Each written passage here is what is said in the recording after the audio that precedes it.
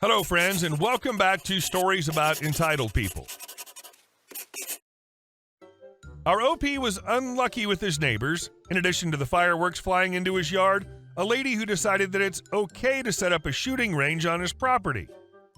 But before we begin, best way to support our channel is to leave comments, like, and subscribe with the turned-on bell so you don't miss the new video every single day. Here we go. Just go slow enough and it won't blow the tent over. Background. Way back in the day, I was working transient aircraft maintenance at an Air Force base. Our expediter's job was to drive a truck around and listen to the radio. He ferried parts and people to wherever the production superintendent, who decided priorities and released aircraft to the crew as safe for flight, said. And he also deconflicted lunch breaks and coordinated turnover with the next shift. The expediter was a newly promoted technical sergeant who had very little experience leading people. He was recently given the radio and the new duty title and was extremely full of himself. Think Ron Burgundy saying he's kind of a big deal around here, only he's not joking. In fact, let's refer to him as RB from now on. Setting. Our base was hosting an air show the next day, and everyone was getting things ready. On the grass at the edge of the flight line, the medical group had set up a giant canvas pavilion with folding tables and chairs as a relief station for dehydrated guests. The Pro Super had given RB a detailed diagram of how all of the aircraft were to be positioned. By the end of the day, the parking area was going to be packed with aircraft, so it was like playing Tetris. Luckily, base operations had scheduled the large aircraft to show up first, so the path to their final destination was not cluttered by tiny aircraft. One of the first aircraft scheduled to land that day was a KC-10. On this model of aircraft, 2 of the 3 aircraft engines are fairly low to the ground. The diagram had the KC-10 facing the runway with the butt end of the aircraft close to the grass, near where the tent was set up. To get the aircraft in the correct spot and orientation, the aircraft would have to head towards the grass, then make a sharp left turn until it turned 180 degrees to face the original direction. One other important point, the parking apron sloped down toward the grass. It's supposed to be a 3% grade or less, but I'm pretty sure this particular spot was out of regulations. My buddy was the assigned head marshaller, HM, and I was a wing walker, a safety spotter to make sure the wing didn't run into anything other than air. Since the crew can't see their wings from their seats, they rely on the ground crew's marshalling signals on when to turn and stop. The crew, officers, are notorious for ignoring the maintainers on the ground, enlisted.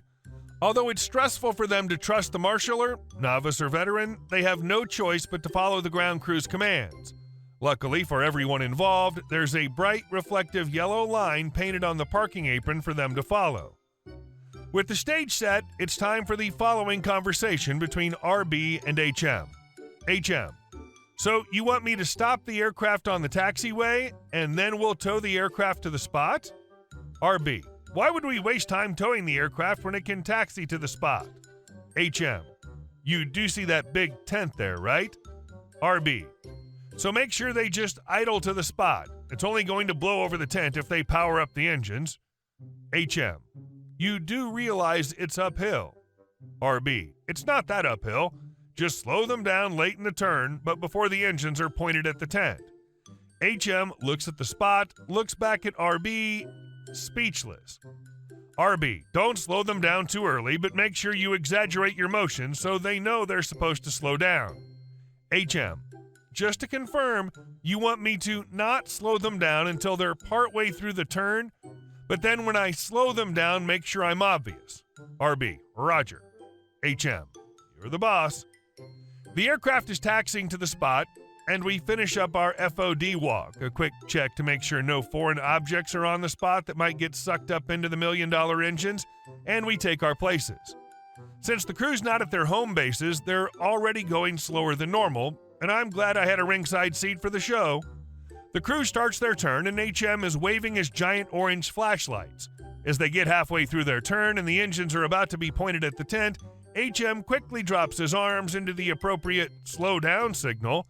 The crew complies and the aircraft slowly rolls to a stop due to the uphill grade. After a few seconds of no forward momentum, the crew gooses the throttles a bit to regain forward momentum The canvas of the tent starts flapping, and a few of the folding chairs blow over. After a few more seconds, I hear the engines roar, through double hearing protection, to a whole new level. It does take a bit of energy for a stationary aircraft weighing over 100,000 pounds to start moving uphill. I'm sure this played out like HM thought it would. The tent flapping gets so violent that it billows up and rips the 2-foot-long metal stakes out of the ground. The steel pipe holding up the tent gets launched as though by a medieval trebuchet up over the 12-foot chain-link fence separating the flight line from our parking lot.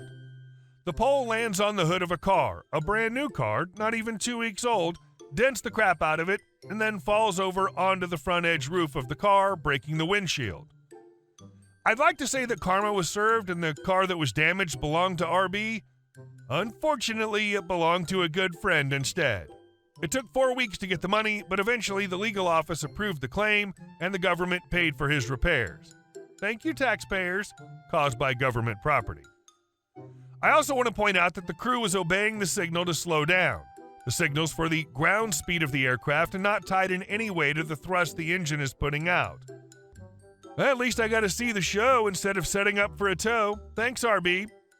No one got in trouble, not the crew, not the marshaller, not even the expediter. I guess since the only government property that was damaged was the tent, a few $100s of damage didn't trigger a mishap investigation. And our second story. Cops left me stranded in the desert, no money and no phone, 2-day trek home. I'll stick to just the facts to make this as quick as possible since it's an ordeal. One day, I fell asleep in my parked car after working Uber for 48 hours straight in Southern California. Officer wakes me up, points out my expired tags. She says it smells like I've been drinking. I don't drink.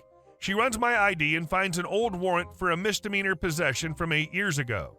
Ask me to step out of the car. I do. When I go to reach for my phone on the mount, she says not to go reaching for things and stand over on the sidewalk. She immediately starts searching the car while I sit over on the sidewalk. She puts me in cuffs. I ask if my car is being impounded. She says yes. I ask for my cell phone and debit card. She says she'll get them. I also ask if I can put on my shoes, as I was wearing old moccasins with barely any sole, and she laughs at me and puts me in her car. I can't see much else happening now. When she gets in the car, I ask her again if she got my stuff, and she angrily tells me yes and says something to the effect of I'm annoying her, so I don't question it further. I'm taken to the station, then transported to the county lockup 40 miles away.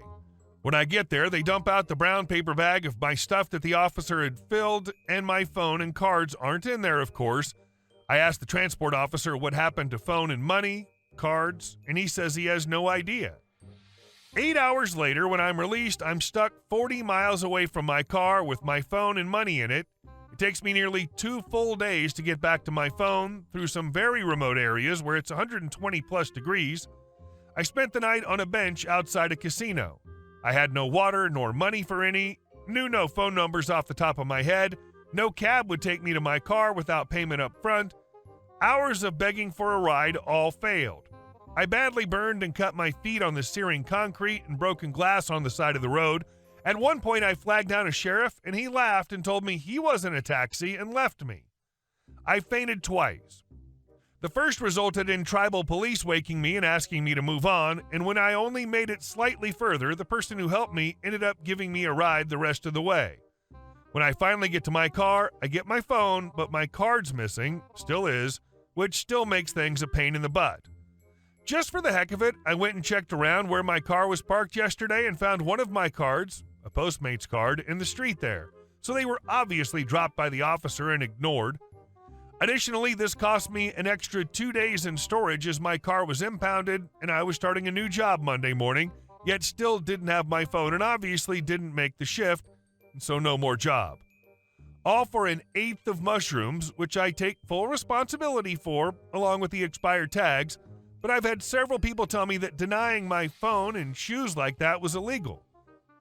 I have no idea at all. I'm still too exhausted to really process everything. I can say for certain that was the worst 2 days of my 34 years worth, and I can't think of a worse way to follow up my first arrest / first time in jail than 48 hours in the desert with no belongings. And our last story. Fireworks and gunshots, but HOA won't allow me to get a higher fence. Background. There were some shady dealings when my neighborhood was built. Technically, it was part of a wildlife preserve, but they got around that by making zones in the neighborhood off limits and for wildlife. There are signs posted stating not to enter the areas as well. One of those areas is right behind my house, which overlooks a lake. It was nice at first because there was no one behind me and I like to watch the ducks, but lately people have been so damn disrespectful that I just want to effing move. Over New Year's, my next-door neighbors went out to the lake to shoot fireworks. Whatever, I don't care, until one misfired and hit my house. We were inside and heard something loud and bright outside the back door. We went out and found that it hit the siding and burned a hole into it and cracked it on impact. It also somehow hit my greenhouse and burned multiple holes into the protective plastic. The neighbor came over and asked, "We good?" Then proceeded to tell me we couldn't prove he did it. It's been a B word trying to find replacement siding. Now, yesterday I hear my dogs barking and a woman screaming. I go out and a woman with a effing shotgun has set up a target and is shooting directly behind my house. I didn't recognize the woman or why she thought target practicing behind my house was a good idea, but she was yelling at my dogs for barking and messing up her shot. WTF, lady? I called the police, but she'd already left. The issue is I have a low fence, and I've asked the HOA multiple times to get a high fence, but they keep turning me down because it's directly by the lake. I'm so effing fed up, I just want to move or put up some kind of barricade to keep idiots out of my view and yard. Hey guys, thank you all for watching the video. I'll see you in the next one.